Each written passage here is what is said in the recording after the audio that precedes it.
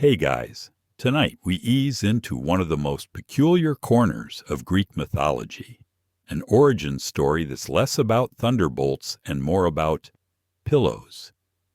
You're about to meet Dionysus, the god of wine, theater, madness, and, if you follow my sleepy reinterpretation, the god who probably would have invented the festival of naps. Picture this. Ancient marble columns shimmering in moonlight, cicadas buzzing like nature's white noise machine, and you trying to find a patch of shade where you won't roast like yesterday's sacrificial goat. You probably won't survive this myth without a decent nap. So before you get comfortable, take a moment to like the video and subscribe, but only if you genuinely enjoy what I do here. And while you're at it, drop a comment with your location and the time where you are. It's always strangely calming to know there are people drifting off across the globe all at once. Now, dim the lights, maybe turn on a fan for that soft background hum, and let's ease into tonight's journey together. You find yourself walking the dusty roads of Thebes, sandals crunching against gravel. The air smells faintly of figs and wet stone. A story whispers through the olive groves. Dionysus was not born the usual way. His mother, Semele, had the misfortune of falling in love with Zeus, which, to be fair, was like falling in love with a walking disaster of lightning and questionable parenting. Hera, Zeus's ever-jealous wife, disguised herself as an old woman and tricked Semele into asking Zeus to reveal his true form. Poor Semele did, and zap, instant toast. A tragic ending, unless you count what happened next. Zeus, not one to waste a child, stitched the unborn baby into his thigh. Yes, his thigh. That's where Dionysus gestated until he was ready to be born again. Historians still argue whether this bizarre myth reflects fertility rituals or just the ancient Greeks' wild imagination. Either way, it gives Dionysus a sleepy kind of second birth vibe. He emerges already swaddled, already halfway in a dream. You wander down a hillside, cicadas singing louder, and imagine what it must have been like. A god born from a thigh, blinking against the sunlight, halfway between life and death, vigor and drowsiness. Some scholars say this is why Dionysus always has one foot in two worlds, between frenzy and calm, wakefulness and sleep. Others suggest it was simply a way of giving him an even stranger origin than the rest of the Olympian soap opera. But here's the quirky tidbit.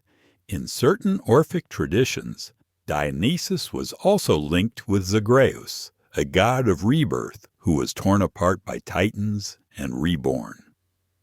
Multiple versions swirl together like spilled wine soaking into a rug. And in those stories, there's often a lingering haze, like the myth itself can't decide whether it's awake or dreaming. As you keep strolling, the air thickens with the smell of fermenting grapes. Imagine rows of vineyards stretching endlessly, each vine heavy with clusters of purple fruit. You touch one, and juice bursts onto your fingers sticky and sweet. The vineyard workers, bronzed, sweating, yawning, might slip under a fig tree for a quick nap between harvests. That's the quiet shadow behind the god of wine. Every celebration needs a pause. Every frenzy needs a moment of dozing in the shade. The reality check is simple. If you were an ancient farmer hauling baskets of grapes under the Mediterranean sun, you'd absolutely invent a festival that justified lying down for an hour. Forget battle, forget philosophy, just naps and maybe a cup of diluted wine. You sit on a fallen column, the stone warm beneath you, and close your eyes. The myth swirls together. A god born from a thigh, raised on secrecy, destined to straddle contradictions. One moment he drives mortals into ecstatic dances. The next, he lulls them into slumber with heavy lids and the kind of dreams that feel like revelations. And maybe that's where the idea of a nap festival first took root. In the pause after the drama, in the cool hush of the vineyard, in the belly of a god who already knew the world was both too much and not enough. You're still there, on that warm fallen column, except the afternoon is stretched into something slower, more languid. The sun is slipping down, and the smell of grapes has deepened into something rich, syrupy, and oddly comforting, like the world itself is preparing for a nap. This is where Dionysus' connection to wine begins to take shape, and where you start to see why a god of frenzy might also secretly be a god of naps. Wine in ancient Greece wasn't just a beverage, it was practically an institution. You didn't just gulp it, you mixed it usually with water, to avoid turning into a sloppy Homeric cautionary tale.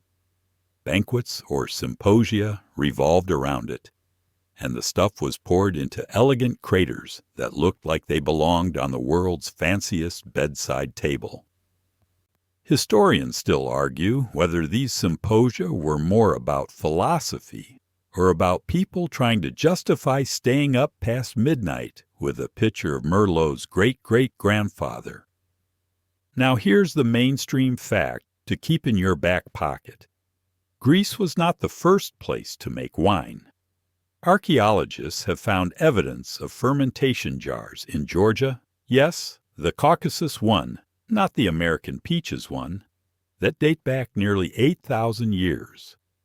By the time Dionysus was strutting through myth, the grape had already been humanity's favorite bedtime companion for millennia. So Greece wasn't inventing wine. It was refining it into culture, ritual, and conveniently a nap-inducing symbol. The quirky tidbit? The Greeks sometimes used wine as medicine for sleep. Writers like Hippocrates recommended diluted wine to calm nerves and help the body drift off. Imagine being handed a prescription that reads, 1 cup of weak red before bed. Don't forget to water it down, or you'll wake up hugging the amphora. You wander further into the vineyard. Workers are sprawled under fig trees, their snores weaving with the hum of bees. A donkey shakes its ears, annoyed but patient, because everyone is too sleepy to care. You step past wicker baskets overflowing with purple clusters, and in your mind, you can already hear the clink of Kylix cups, the soft thud of clay pitchers being set down, the murmured debates that trail off into drowsy silence.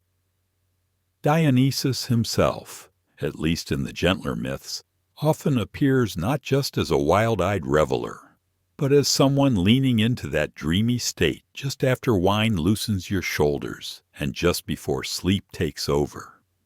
A half smile, a half-closed gaze. In vase paintings, he's sometimes seated calmly, cradling a cup as if it were a bedtime mug of chamomile tea rather than fermented grape juice. And let's be honest, you too would be yawning after 3 hours of Aristophanes making puns about frogs. Theater and symposium alike had this in common. They ended in drowsy people leaning against columns, half listening, half dozing. Maybe that's the real secret of Dionysus. His gift was not the party, but the stillness afterward, the pause where you surrender to your body's insistence on rest. Of course, historians still debate the symbolism.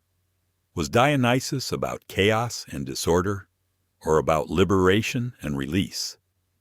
Some say his gift of wine was about pushing people beyond their limits. Others argue it was simply about balance, the right to relax, to sleep when the world was too heavy. Personally, I like to imagine him patting you on the shoulder after one too many philosophical arguments and whispering, "Buddy, go lie down." The light fades further, crickets take over from cicadas, and you picture yourself with a clay cup, lukewarm wine swirling, your eyelids heavier than your sandals after a long trek. The vineyard stretches out like a blanket, and the air itself feels thick with the kind of sleep you can't fight. Wine and naps, hand in hand. The Greeks may not have marketed it that way, but if you were in a symposium that dragged on into the small hours, with Plato quoting himself again, you'd probably sneak off behind a pillar and take a sneaky doze. And maybe, just maybe, that's why the god of wine feels so natural as the god of naps.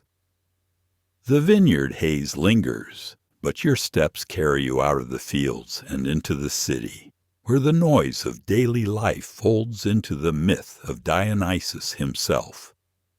By now you've met him as a strange thigh-born child, then as a god of vineyards and drowsy afternoons. But here's the puzzle. How does the same god preside over shrieking festivals and also whisper you into naps? The answer lies in his paradox. Dionysus is always both things at once. You walk along narrow stone streets, sandals brushing past little shrines tucked into corners, clay offerings of fruit, tiny wine jugs, and bundles of herbs pile up like forgotten alarm clocks.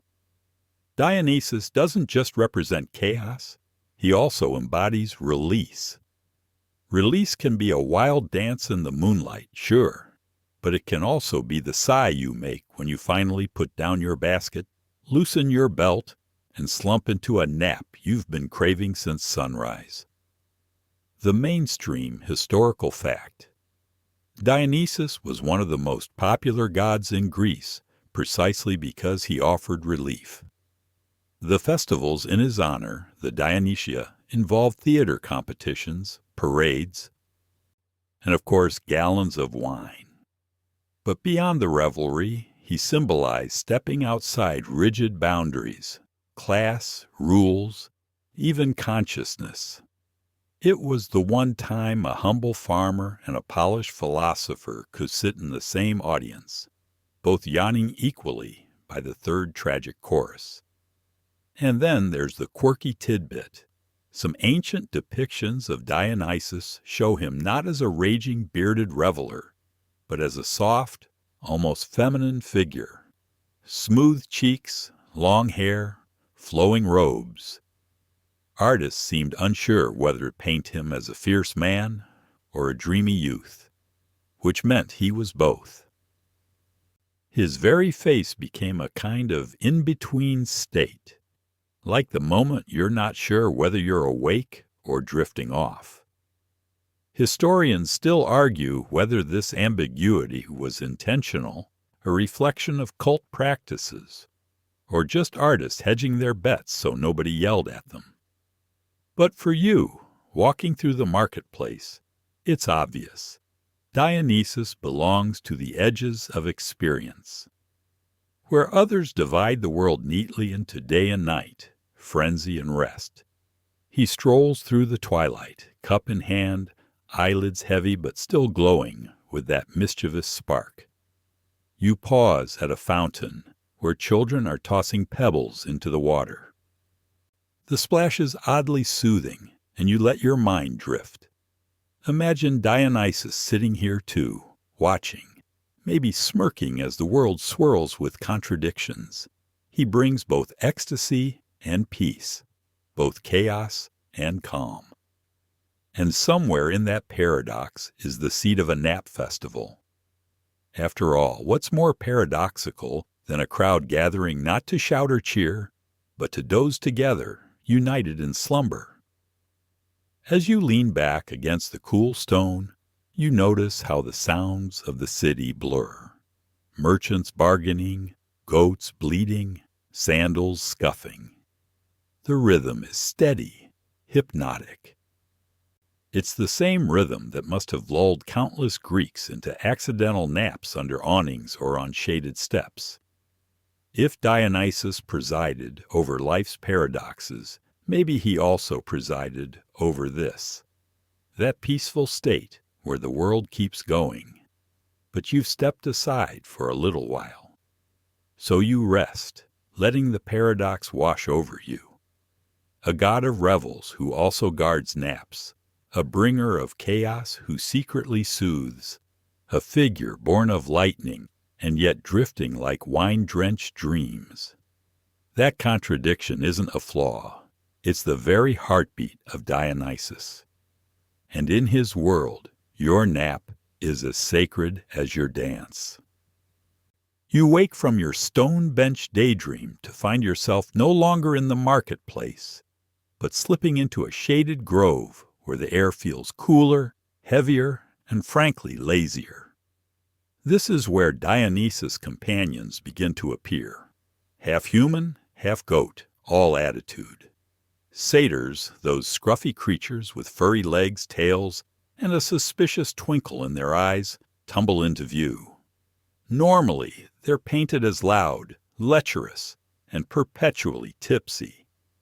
But tonight, you catch them in their quieter moments. Turns out, even mythological party animals need a nap. The mainstream historical fact here: satyrs and Selene were central figures in Dionysian cult rituals, often featured in satyr plays performed at festivals. These plays were bawdy, chaotic, and filled with crude humor.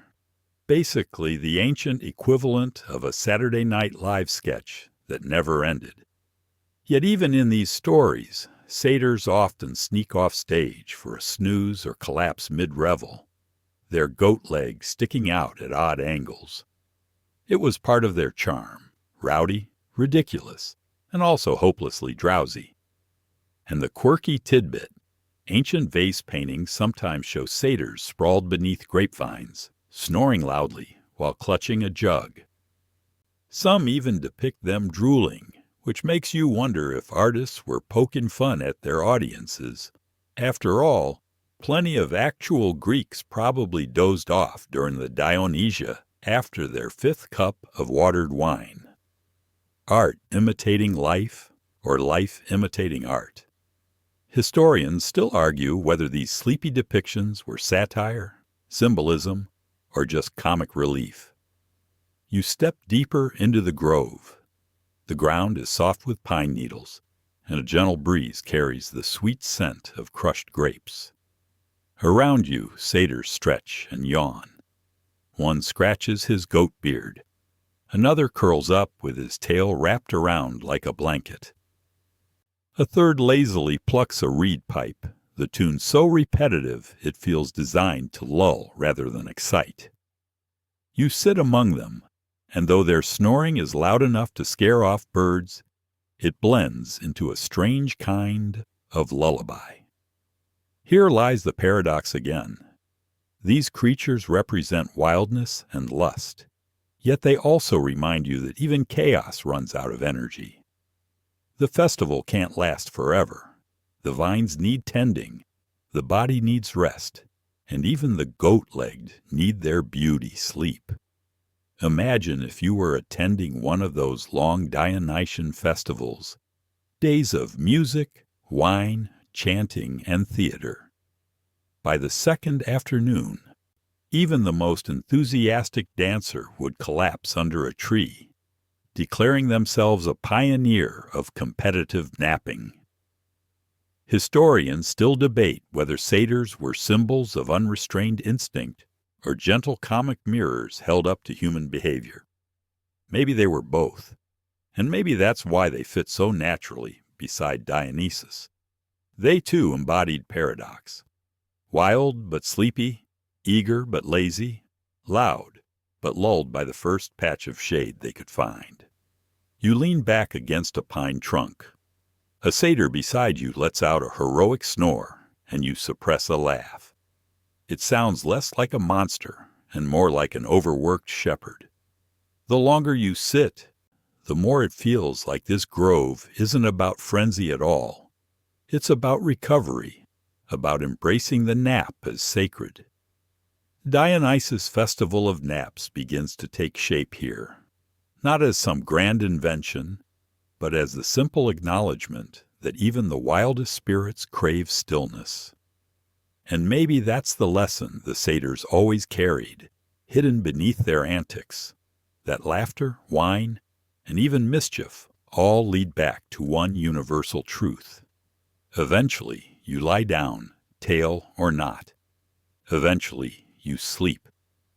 The grove fades behind you, and soon you find yourself drifting into the rhythm of an ordinary Greek afternoon. Not gods, not satyrs, just mortals moving through their daily cycles, and tucked into those cycles is something surprisingly familiar. The nap. Ancient Greek life, especially in the hotter regions, was shaped by the sun. Work started early before the heat grew unbearable, and paused again in the sweltering middle of the day. If you've ever melted into a siesta after lunch, congratulations. You're living a fragment of Dionysian Greece. The mainstream historical fact, evidence suggests that midday rest was common throughout the Mediterranean. In fact, even Aristotle mentioned the benefits of a short sleep after lunch, though he did so with the philosophical sternness of a man who probably napped sitting upright just to prove a point. Farmers, craftsmen, and even soldiers often built breaks into their schedule. Because let's face it, plowing rocky soil under the Mediterranean sun without stopping is a recipe for fainting, not heroism. The quirky tidbit: some sources suggest Greek households sometimes used pillows stuffed with herbs like thyme or lavender to encourage restful naps. Whether this was practical or just a pleasant rumor, it paints a cozy picture. Imagine laying your head on a cushion that smelled like a spice garden. The closest modern equivalent might be those lavender-scented sleep sprays you find in fancy shops, except with more chance of ants wandering by. Historians still argue whether napping was socially endorsed or quietly tolerated. Was it an honorable rest, part of a daily rhythm, or a guilty indulgence? The records leave room for interpretation, but the prevalence of shaded courtyards, reclining couches, and time set aside for midday meals strongly suggests that naps weren't scandalous. They were ordinary. As you wander into a Greek household, you see it unfold. The courtyard is shaded by vines, their leaves whispering in the heat. A father sets aside his tools. A mother smooths a blanket on a couch. Children squabble until one of them dozes mid-argument. The whole space slows. Even the dog curls up in a corner, one ear flicking against flies as he sighs into slumber. You lie down too, feeling the rough linen beneath you, the muted chatter of neighbors drifting over walls, the scent of bread cooling on a table. This is the heartbeat of daily life, steady and predictable, reminding you that rest isn't weakness, it's part of the rhythm. And in that rhythm, you can see how Dionysus, with his paradoxes and his gentle nudges toward surrender, would slip easily into the role of nap's patron saint. Picture it: the same God who presides over wine-soaked feasts also wandering through homes like this, whispering permission into ears. You've done enough for today. Close your eyes. Maybe that's why his cult caught on so strongly. He didn't just bless the ecstatic, he blessed the exhausted. As your eyes flutter closed again, you realize that Dionysus' Nap Festival wouldn't have needed much invention.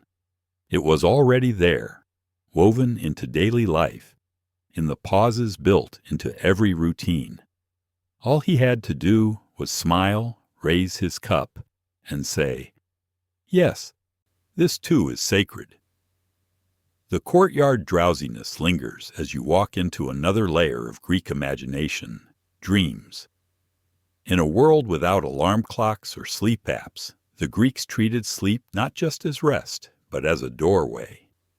Dreams weren't meaningless flickers of your subconscious. They were divine postcards, slipped under the pillow by gods like Hermes, Apollo, and yes, Dionysus himself.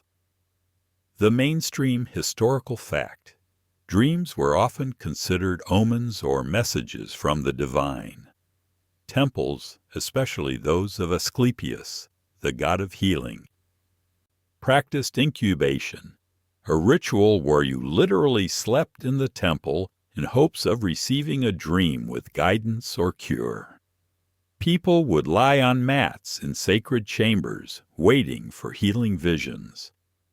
Imagine checking into a hospital where the treatment plan was. Take a nap and see what the gods say. Here's the quirky tidbit. Some ancient writers claimed that cheese before bed could trigger more vivid dreams. Picture a weary Greek munching on goat cheese at dusk, muttering, "Well, if I see Dionysus tonight, at least I'll ask him why my vines keep wilting." Whether this was folklore or proto-science is anyone's guess. But it adds to the texture of how seriously sleep was taken. Historians still argue whether Dionysus himself had a strong role in dream culture, or if later writers simply folded him into it because of his links to altered states. His connection to theater and trance certainly paints him as a natural dream weaver. Plays themselves were like communal dreams, staged under his watchful eye, where audiences slipped into shared visions that blurred reality and imagination. You wander into a sanctuary, the stone cool beneath your bare feet. Rows of sleeping figures lie around you, the air heavy with incense. Somewhere, a priest mutters a chant, but most of the chamber is filled with quiet breathing. In the corner, a woman shifts in her sleep, murmuring as if answering someone unseen. You, too, ease onto a woven mat. The floor feels surprisingly forgiving, and your mind drifts almost instantly. Dionysus enters dreams differently than the others. Apollo might send you clear, cryptic visions.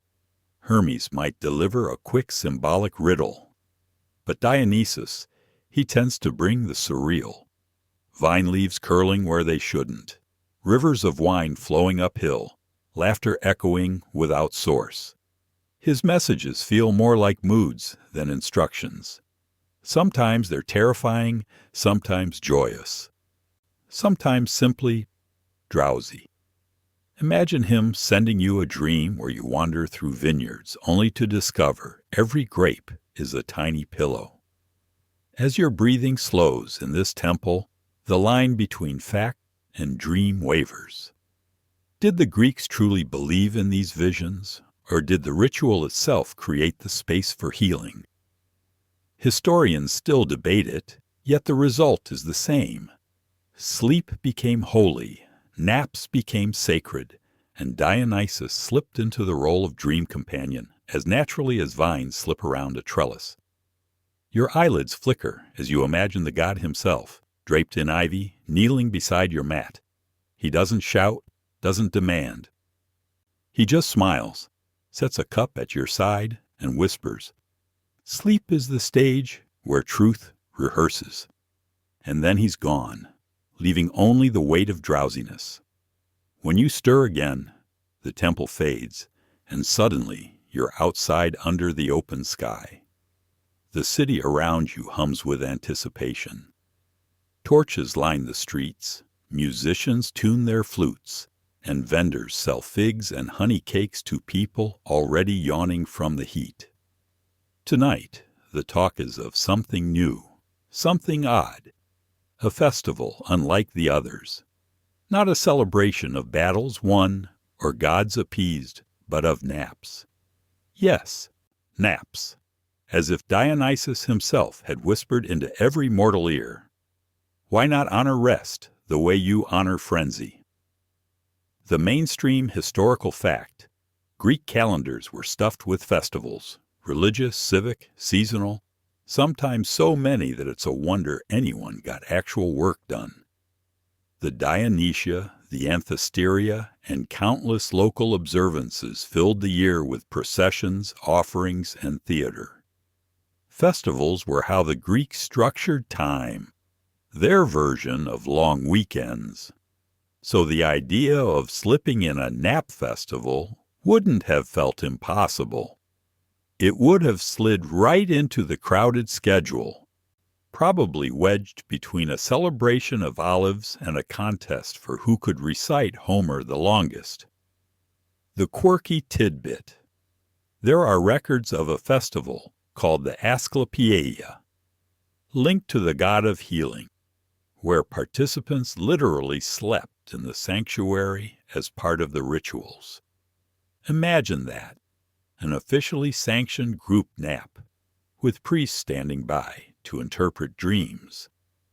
It wasn't billed as a Dionysian event, but you can see how easily his influence could have drifted in, like ivy weaving its way onto someone else's fence.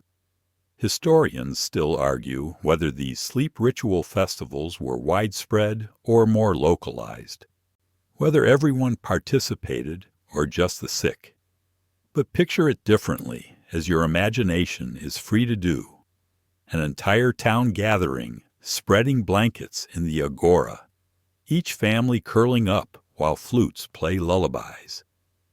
Priests sprinkle wine into shallow bowls, not for drinking, but for fragrance, the aroma itself becoming part of the dream.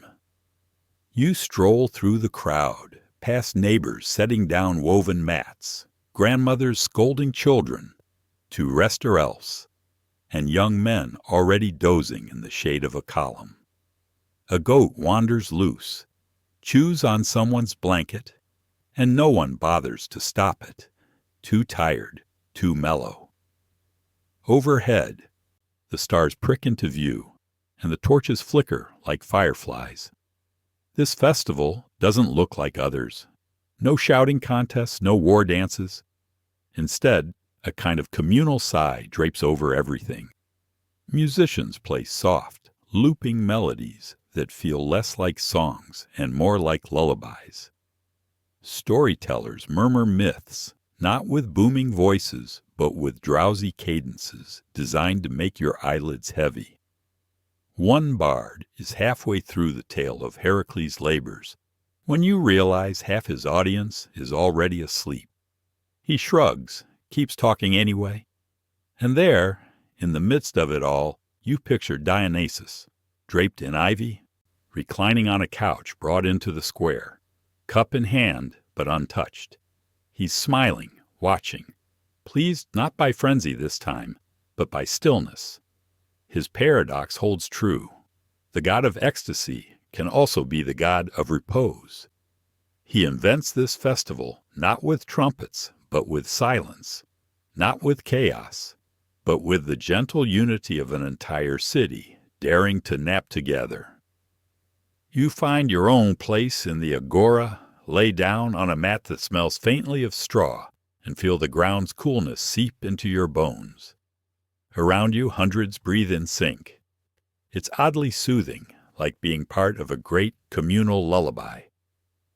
The nap festival has begun, and in its drowsy embrace, you realize how natural it feels. Maybe Dionysus didn't have to invent it at all. Maybe the mortals did, and he simply blessed it with a smile. The festival hums on, but your awareness drifts toward the quieter corners where wine is offered, not for riotous drinking this time, but as a kind of sleepy sacrament.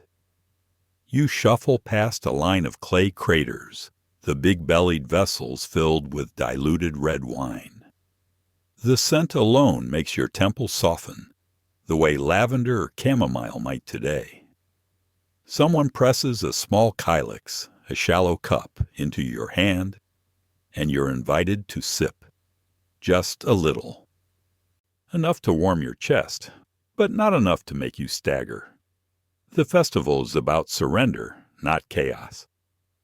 A mainstream historical fact drifts in. The Greeks almost never drank wine undiluted. To do so was considered barbaric, uncivilized, something only Thracians or Scythians would dare. In symposia, the formal drinking parties, wine was mixed with water in specific ratios, debated as carefully as the rules of a board game. Too strong, and you risked brawls. Too weak, you might as well be drinking grape juice. Tonight, though, the ratio seems just right, mild enough to lull, rich enough to blur the edges of the night. A quirky tidbit nudges in. Some ancient recipes suggest infusing wine with herbs, not just for flavor, but for drowsiness. Things like poppy seeds or even ground lettuce. Yes, lettuce was thought to encourage sleep, which makes your modern salad feel like a mild sleeping pill in disguise. You picture Dionysus experimenting like some ancient mixologist, swirling in herbs, tasting, and frowning until he got the perfect nap blend. Historians still argue whether herbalized wines were mainstream or just fringe practices among certain healers. But in your mind, you can almost see the servants ladling out cups of soporific mixtures, handing them to townsfolk already spreading out blankets. You imagine conversations fading mid-sentence, wine slipping from fingertips as dreams begin. You lift your own cup. The wine is cool, surprisingly smooth, with a hint of something floral, maybe rosemary, maybe a leaf you don't recognize. It hits your bloodstream quickly, not as a buzz, but as a slow fog that drapes across your thoughts. The crowd around you sips as well, each person sinking deeper into that shared rhythm of yawns and sighs. There's humor in it, too. Somewhere a man insists he's still wide awake, still ready to debate whether Homer wrote the Odyssey alone or with ghostwriters. 2 minutes later, his snores join the night chorus. A group of children dare each other to resist the wine's pull, only to collapse in a giggling heap. A priest stumbles while carrying a tray of figs, and the crowd chuckles softly, too sleepy to laugh fully. The sensory world grows hazy. You hear lyres strummed slowly, like a lullaby unraveling thread by thread. The torches sway in the breeze, halos blurring. The stone beneath you feels less like stone and more like a pillow someone politely forgot to fluff. Dionysus himself seems everywhere and nowhere. You imagine him walking barefoot among the sleepers, brushing a hand across their foreheads like a parent checking for fevers. His smile is gentle, even indulgent. Maybe he invented this ritual to remind mortals that rest is sacred, that there's no shame in drifting away together. You take another sip, though your hand trembles with weariness now. The cup tilts, spills a few drops into the earth, and you realize the offering is complete. This isn't about finishing the drink. It's about yielding to the pause. The festival has worked its charm. Wine as lullaby, ritual as permission. Dionysus is the patron of naps just as surely as he is of feasts. Your eyelids lower again. The last thing you register is the chorus of snores layered with flute notes, the oddest symphony you've ever heard. And then even that dissolves into dream. The night drapes itself deeper, and you shift your gaze from the flickering torches toward the odd bundles scattered along the festival grounds. Pillows, yes, but not quite the kind you'd buy at a modern department store. These are bulging sacks stuffed with whatever the Greeks had on hand. Straw, reeds, feathers plucked from unlucky geese. You lower yourself onto one and feel the crunch, the squeak, the faint poke of stalks. Not exactly orthopedic memory foam, but surprisingly cozy once you settle in. A mainstream historical fact floats in. Greeks often slept on mattresses filled with straw or wool, topped with simple blankets woven from linen or animal hair. Wealthier households added cushions stuffed with feathers, while poorer families might simply pile up dried leaves. For the festival of naps, it seems, they dragged these sleep tools out into the open air, turning the city square into a giant communal bedroom. Here's a quirky tidbit. Some sources hint at ancient nap gear innovations like headrests carved from wood or stone. Imagine trying to relax with your skull balanced on a polished block. Maybe good for posture, less so for sweet dreams. Others mention nets strung between posts, something like a proto-hammock, swaying ever so slightly in the breeze. You picture revelers arguing about whose contraption was comfiest, then promptly snoring through the debate. Historians still argue whether these festival props were borrowed straight from people's homes or crafted specifically for ritual. Were citizens expected to lug their personal straw pallets to the city center? Or did temple attendants keep a stash of communal cushions? The record is fuzzy, but in your mind, it's both. Mismatched pillows dotting the ground, each carrying the faint scent of its owner's household. Olive oil, smoke, maybe even goat. You shift again on your borrowed straw bed, letting the reeds crunch like soft popcorn beneath you. The sounds around you shift from chatter to sighs, to the occasional sleepy giggle. A child rolls off her cushion and onto the grass, unfazed, and immediately continues dreaming. Someone snores with theatrical bravado. Like Zeus himself had a bad night's sleep, and everywhere the oddity becomes normal. Hundreds of grown adults sprawled in public, letting Dionysus cradle them into drowsiness. Your eyes wander toward a peculiar pile near the temple steps. Ornamental blankets dyed deep purple, shimmering faintly in torchlight. These are the festival's luxury sleep props, meant for honored guests or maybe even for the priests. Purple dye was costly, wrung from thousands of sea snails. So lying beneath it was like sleeping under a fortune. You chuckle to yourself. Congratulations. You are now wrapped in what amounts to the GDP of a small village. The sensation is communal, too. One man shares his wool blanket with a stranger. A group of women huddle together for warmth, muttering stories of their dreams between yawns. A dog curls into the crook of its owner's knees, tail twitching as it chases something delightful in its sleep. It dawns on you that this ritual isn't just about napping. It's about showing vulnerability in public, trusting that Dionysus and your neighbors will keep you safe while you drift. A breeze passes, carrying the scent of olive wood smoke from distant hearths. You let your cheek sink deeper into the straw, finding a sweet spot where it feels almost like moss.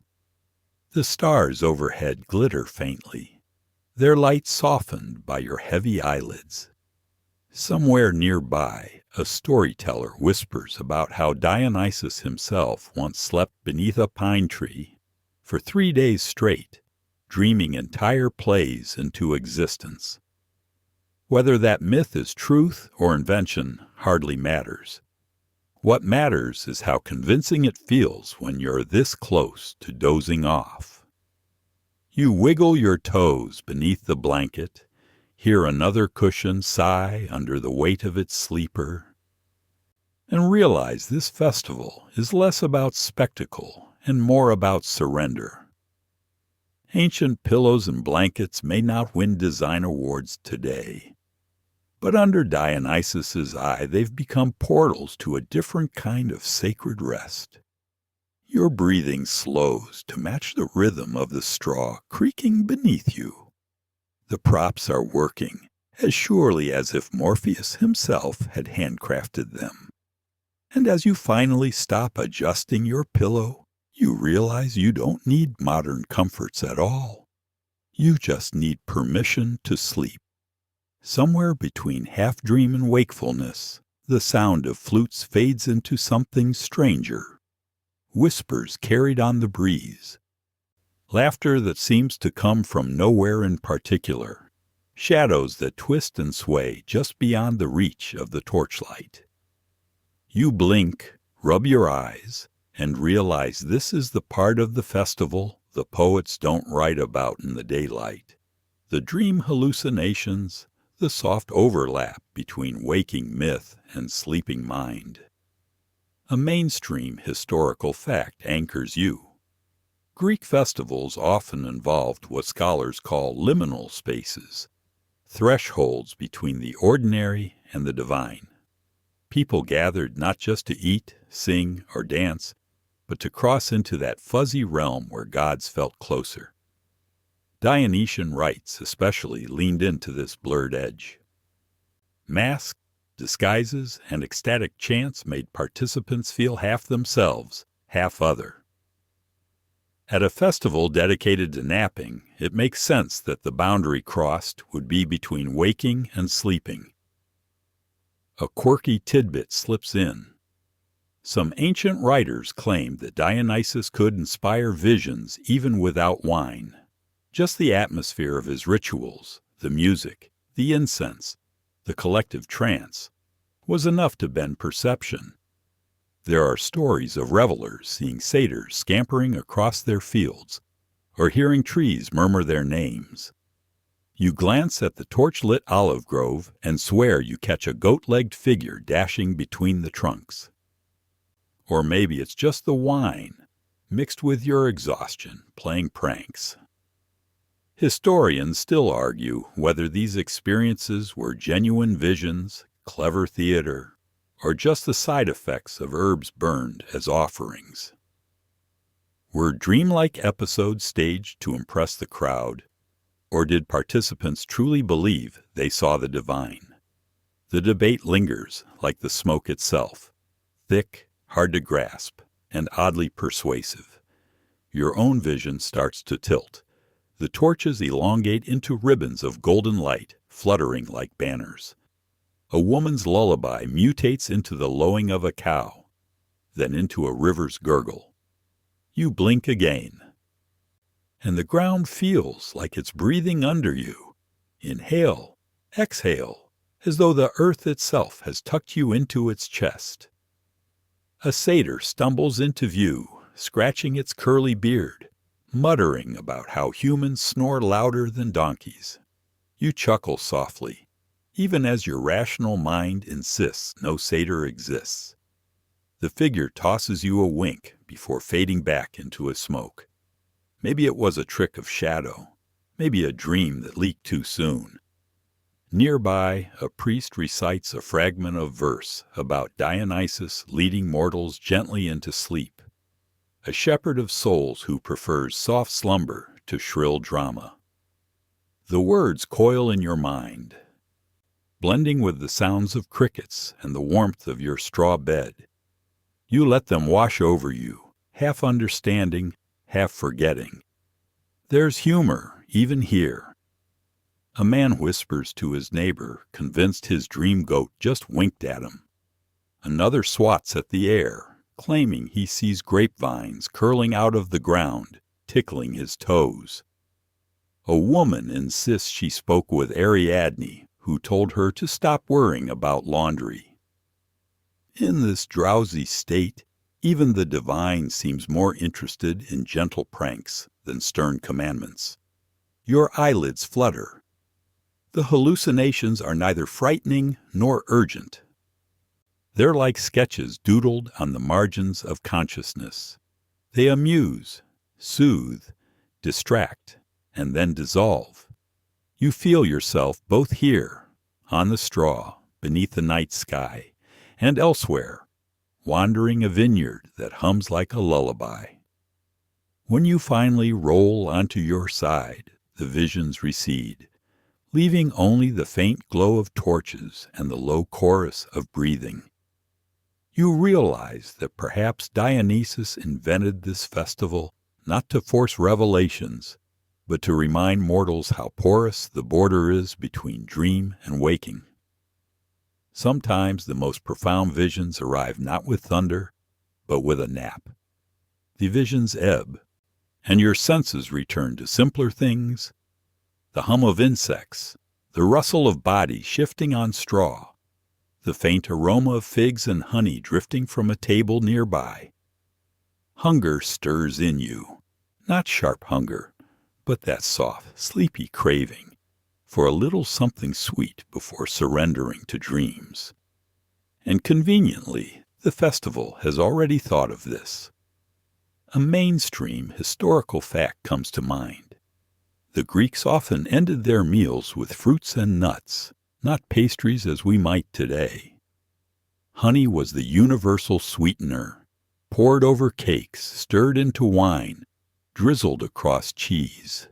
Figs, dates, and pomegranates made frequent appearances at banquets, sometimes offered to the gods before anyone else touched them. Tonight, trays circulate quietly through the reclining crowd, each plate like an edible lullaby. The quirky tidbit arrives in the form of soporific snacks. Lettuce, again, thought to invite sleep. Poppy seeds sprinkled onto bread rolls, believed to draw drowsiness into the body, and even mulberries, which Aristotle supposedly compared to wine, in their power to dull the senses. You reach for a fig, bite into its tender flesh, and feel the sugar glide through your veins like a slow wave of velvet. It's the kind of sweetness that doesn't jolt you awake, but rocks you further toward dreams. Historians still argue whether these foods were meant to be symbolic offerings or practical sleep aids. Were the trays circulating for the festival goers themselves, or primarily for Dionysus, with only leftovers given to mortals? The ambiguity hardly matters now, not when the honey is so sticky on your fingers and the fig seeds crunch so gently between your teeth. The humor of it all is unavoidable. A man nearby tries to peel a pomegranate half asleep, only to spray his neighbor with crimson juice. Two children dare each other to eat as many lettuce leaves as possible, collapsing in mock snores seconds later. An old woman mutters that if Dionysus truly wants her to nap, he should invent a quieter snack than walnuts. Your own handful of treats dwindles quickly. You savor each one more slowly, as though prolonging the ritual. A dried date here, a drizzle of honey across your tongue there, the faint crunch of almonds that taste like the hush of twilight itself. Every bite blurs the edges of the world a little more, nudging you further into the god's embrace. The sensory detail deepens. The fig skin clings to your lips, sticky with nectar. The bread, warm and soft, dissolves almost before you swallow. The honey, golden, even in the dim torchlight, threads its way down your throat, like sunlight stretched thin. You lean back into your pillow of reeds, wiping your hands absently on the grass. Around you, the communal rhythm grows slower. Chewing softens into yawns. Voices fade into whispers. A dog, belly round from scavenged scraps, drifts onto its side with a satisfied groan. The entire gathering has shifted from ritual performance into shared drowsiness. You lick the last trace of honey from your fingers and close your eyes. The food has done its work, not a feast, but a lull, a reminder that sleep is sweetest when the body feels cared for. Dionysus seems to have thought of everything: wine to soften the mind, cushions to cradle the body, snacks to soothe the belly. You exhale, and for a moment you think of modern midnight snacks, the cookies, the cold glass of milk, and chuckle. Humans haven't changed all that much. We still know the comfort of a little sweetness before surrendering to the dark. The Greeks just dressed it in ritual, gave it a god's blessing, and let themselves nap with honor. The fig's taste lingers as you slip further down, your body heavier, your mind softer. You can't tell if you've already fallen asleep or if the dream has only just begun.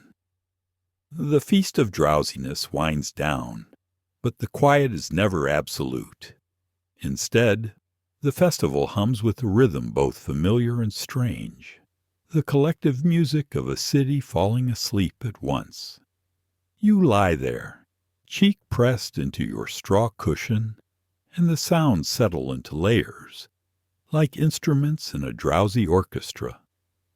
A mainstream historical fact hums at the edge of memory.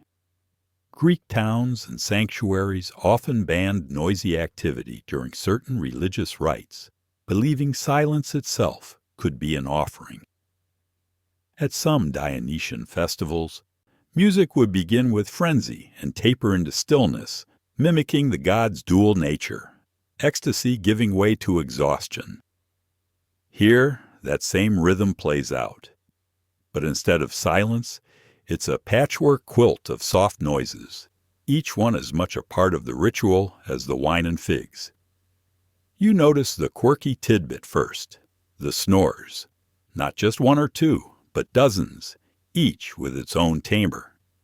Deep, rumbling snores like distant thunder, high-pitched whistles like tiny flutes, sudden snorts that make nearby sleepers twitch. One man manages to snore in rhythm with the lyre still strumming faintly by a priest, turning the whole square into an accidental duet.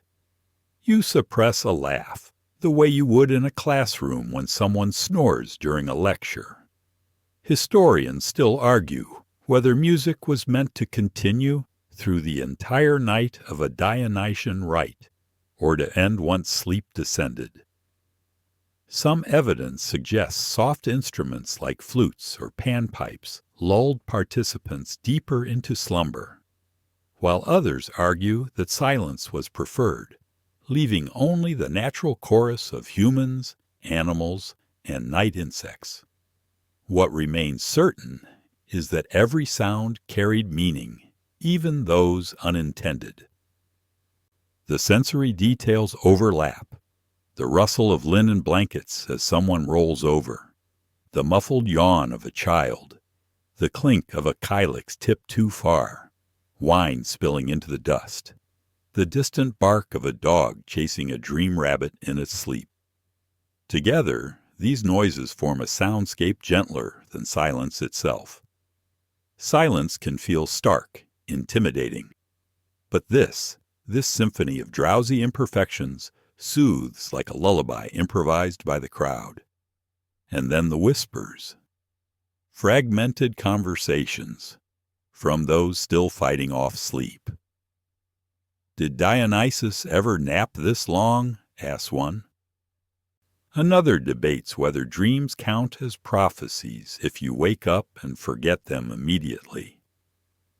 A woman mutters about needing to milk her goats at dawn, as though voicing her duty will convince time itself to slow down. The words dissolve before they reach coherence, like foam fading back into the sea. There's humor, even in half-sleep. Someone shouts, mid-dream, about fish escaping a basket, startling 3 neighbors who roll away in annoyance. A child giggles at her father's whistling snores, then promptly copies them for fun until she collapses into real sleep. The soundscape, though imperfect, is oddly perfect. You let it wash over you. The flutes meander, almost forgetting their own tune. The snores rumble. The whispers drift like loose leaves. And you realize that Dionysus's genius wasn't just in inventing a festival for naps. It was in orchestrating a collective surrender, a group lullaby where even the wrong notes become right. Your breath syncs with the rhythm, in with the snores, out with the sighs. Your heart slows, beating in time with the lazy strum of strings. It feels less like you're part of a crowd and more like the crowd itself has become one body, breathing together, dreaming together. The sounds thin out as more slip fully into dreams. Snores deepen. Whispers trail off. Instruments rest. All that remains is the quiet pulse of night insects and the occasional cough of someone shifting in the dark. You close your eyes, ears still tuned to the faintest threads of noise, and feel yourself carried on the tide of sound. The lullaby isn't just for you. It's for everyone, a city cradled in Dionysus's palm, rocking slowly, sweetly, towards sleep. The night is heavy now, and dreams creep in with greater confidence. You roll slightly on your straw bed, the cushion squeaking beneath you, and realize the festival has reached its deepest phase, the communal dream. Everyone seems to be wandering somewhere else at once, yet all the bodies remain still.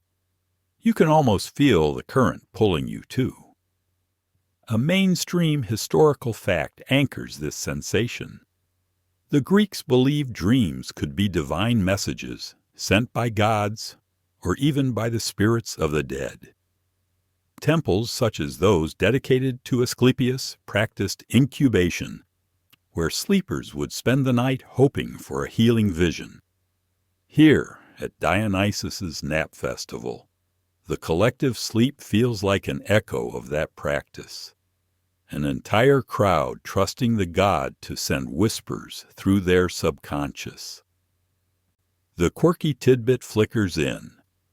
Some dream manuals from antiquity suggested that eating certain foods, like cheese or beans, could directly shape the kind of dreams you had. A belly full of figs and honey might conjure sweeter visions, while wine could blur them into surreal riddles. You think back to your snack earlier and wonder whether the fig's stickiness clings to your dream, shaping it into something syrupy, golden, slow. Historians still argue whether festivals like this genuinely aimed to produce visions, or if the dreaming was considered incidental. Was Dionysus expected to send revelatory messages, or simply to lull his followers into pleasant oblivion? The records refuse to give a straight answer, and so you drift between both possibilities, a dream as sacred telegram, or a dream as cozy nonsense. Your own vision begins quietly. You find yourself in a vineyard, the grapes glowing faintly under moonlight. The vines move, coiling like snakes, yet not menacingly. They brush against your arms like cats, urging you deeper among them. Somewhere ahead, you hear a gentle snore that might belong to a satyr. Or maybe it's just one of your neighbors leaking into your dream. A priest mutters in his sleep nearby, reciting verses from Euripides' Bacchic without realizing it. His words bleed into your dream, and suddenly you're watching Dionysus himself weave crowns of ivy, placing them onto the heads of yawning farmers. The crowns droop comically over their eyes, turning each of them into reluctant kings of nap time. You smile in your sleep, amused by the absurdity. The dreamscape fills with humor. A goat trots by, wearing a blanket as though auditioning for a role as a pillow. An amphora of wine waddles across the grass on tiny clay legs, offering refills to already unconscious revelers. A child dreams aloud about chasing olives rolling down a hill. And you hear giggles in the real world that mirror the dream. The communal nature of it becomes striking. Dreams are leaking across borders. One woman mutters about purple dye. Another dreams aloud of seashells. And suddenly, your vineyard path is paved with both. The boundary between individual visions and the collective imagination blurs. The entire crowd seems to be sharing one big, nonsensical, oddly comforting dream. You relax into it. You don't fight the shifting scenes. Don't worry when the vineyard becomes a theater stage, then a shoreline, then a massive bed stretching across the Aegean. Each transformation feels as natural as turning over on your cushion. And just before the dream dissolves, Dionysus reappears. He doesn't lecture or demand worship. He simply yawns, stretches, and lies down beside you, using a lion's mane as a pillow. His only command is unspoken. Rest is holy too. Your body sinks further into the real straw, anchored by that thought. Dreams may be fleeting, but the god's presence feels constant, patient, and amused. You drift deeper, trusting that even if you forget every image come morning, the rest itself will have been divine. The night stretches into its quietest hours. When even the crickets seem drowsy and the torches burn down to stubby embers, you lie still, wrapped in the weight of darkness, and notice how the festival has changed shape yet again. The noisy laughter of earlier is gone. The whispered jokes have thinned, and what remains is a hush so thick it almost feels like cloth draped across the square. A mainstream historical fact steadies your thoughts. Greek festivals often lasted through the night, timed carefully with the moon and the rhythm of the seasons. Some rituals ended at dawn, when the first light crowned the horizon. The expectation was endurance, but endurance through stillness, not action. Tonight, that means everyone committing to sleep as though it were a civic duty, a shared contract with Dionysus himself. The quirky tidbit is this. Ancient Greeks sometimes measured time at night, not by hours, but by the burning of lamps. A single clay lamp might last a few hours. When it guttered out, the household knew the night had deepened. At this festival, the torches perform the same function. Each one that flickers and dies is like a clock hand moving forward, announcing that morning creeps closer. You watch a nearby flame sputter, spit sparks, then sigh into darkness, marking the slow march of time. Historians still argue whether worshippers genuinely slept all through such rituals, or whether some stayed awake to guard the dreaming crowd.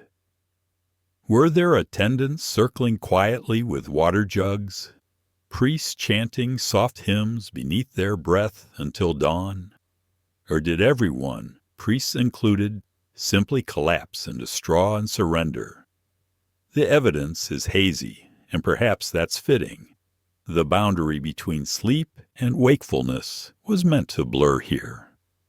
You let the sensory fragments seep in. The cool air brushing your skin, the rough weave of a blanket over your legs, the faint taste of honey still clinging to your tongue. A neighbor rolls over and sighs, and the sound feels almost like a lullaby. The torches dim, the stars brighten, and the night settles into its most perfect form. Heavy, slow, inevitable. There's humor in the endurance, too. Someone mumbles in their sleep about misplacing their sandals. Another begins to hum, unconsciously, a half-tune that fades mid-note. A man sneezes so violently he wakes himself, looks around in confusion, then shrugs and collapses again. Even in silence, the crowd can't quite rid itself of its quirks. You notice your own body has mirrored the group. Your limbs feel heavier, your breaths slower. your thoughts stretching out like the shadows of the torches. Time feels thick, syrupy, unimportant. Morning may arrive soon, but it doesn't matter. You're part of a city that has decided, with one mind, to put the world on pause. Dionysus, you imagine, wanders the sleeping square, invisible yet undeniable. He doesn't rouse anyone, doesn't ask for sacrifice, doesn't demand hymns. He's content to see you all sprawled out in your awkward human ways, mouths open, blankets half-kicked, dreams half-mumbled.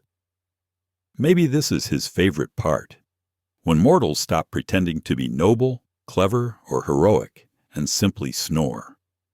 You close your eyes again, listening to the softest scraps of the festival, the dying hiss of another torch, the quiet shuffle of a guard adjusting his cloak, the faint crack of straw as you sink deeper into it. The night itself is the hymn now, sung not with voices, but with rest. And with that, the hours stretch even thinner, carrying you forward. You don't know exactly how much time has passed, but you know you've surrendered completely, the way Dionysus intended. At last, dawn sidles in, like a guest who forgot they were invited. It doesn't crash in with trumpets or bold golden rays. It tiptoes, soft and pale, over the ridges of the hills. Your eyelids flutter against the faint glow, the first strokes of color on the sky. And you realize that somehow, impossibly, the night-long experiment has succeeded. A city has napped together, and you were part of it. Here comes the historical fact to steady the picture. Greek festivals often ended with processions at daybreak. After all that sleep, the people weren't expected to leap up refreshed and ready to conquer the world. No, the processions were deliberately slow, almost sluggish, as if to say, yes, we're awake, but we're not rushing. The rhythm of life bends today, and nobody dares to speed it up. Your quirky tidbit. Some ancient cities believed yawning at dawn was a kind of offering in itself, a visible proof that sleep had been deep and uninterrupted. A loud yawn in the marketplace, after such a festival, might even be considered good luck. You picture the crowd around you stretching, smacking lips, yawning like lions, all contributing to Dionysus's great tally of satisfied dreamers. And yet, historians still argue whether these dawn processions were ever solemn or if they devolved immediately into comedy. Did people trip over their own sandals, bleary-eyed and disheveled? Did the priests suppress laughter when worshippers showed up with hay tangled in their hair? Or did the whole thing paradoxically become more serious because of its absurdity? No one can quite agree. But here's what matters to you, lying there with your body heavy and your mind strangely light. You've learned to nap like a god. You've drifted through the torches, the silence, the shared hush of thousands of strangers, all agreeing for once that sleep itself is sacred. The echoes of their breathing, their mumbling, their snoring, it all blurs into a chorus. And you, lucky you, are part of it. The festival for naps was never really about wine, or mass, or even Dionysus's trickster energy. It was about letting the ordinary body, your body, be holy for a night. About recognizing that slowness has value, that stillness can be communal, and that drifting into unconsciousness might be the most ancient ritual of all. Now the city begins to stir. Someone laughs, another sneezes, sandals slap against stone. Priests raise their hands to the sky, and the sun acknowledges them with a faint blush over the horizon. You're groggy, a little sticky with honey, a little sore from straw, but somehow you're also exalted. You survived the long night. You endured the nothingness. You honored Dionysus by doing almost nothing at all. And that's the joke, the gift, the blessing. So as the morning spreads its light and the people stumble back to their homes, you rise with them, carrying this softness, this slowness inside your chest. The festival ends, but its lesson lingers. You don't always need to perform, to produce, to rush. Sometimes sleeping is enough. Sometimes napping is the truest hymn. And as you walk toward the edges of the crowd, you catch yourself yawning, wide and unashamed. Dionysus would approve.